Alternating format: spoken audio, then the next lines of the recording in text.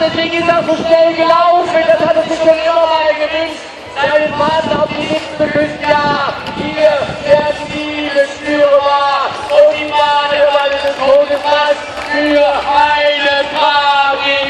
Was ist das für eine Tragik? Aber die Zeit läuft ja noch für beide. Für beide läuft die Zeit und die Badewanne des Todes, die hat sich dran geseilt und die Überseillinie ist die HTGK, die sich ja etwas schwer tut, trotz der Laufen. Aber das war ja nur ein Teil.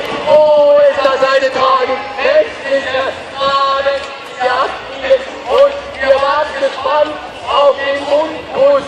Und wir haben da im Kinderreich eine Umarmung. Wir wollen ja jetzt noch welche Sachen vom Buchstaben anhören. Und der wird gleich gestoppt. Nein, bei 1,53 bei der HDGK.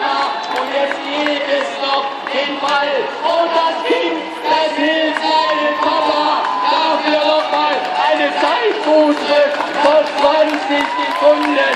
Das wollen die Menschen sehen. Da fällt er nochmal runter. Scheißegal, ob Artboys, Blutboys, damit wir die Zeit legen und Blutboys nochmal endlich.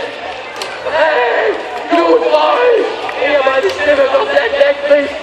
Und 2,30.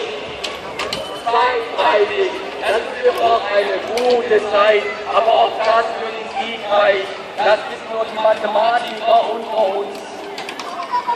Lassen, habe ich richtig gesehen, dass die HDGK den Ball nicht hat fallen lassen. Was hast du richtig gesehen, HDGK? Nein, das hat er falsch gesehen. Auf der HDGK ist er mal runtergefallen.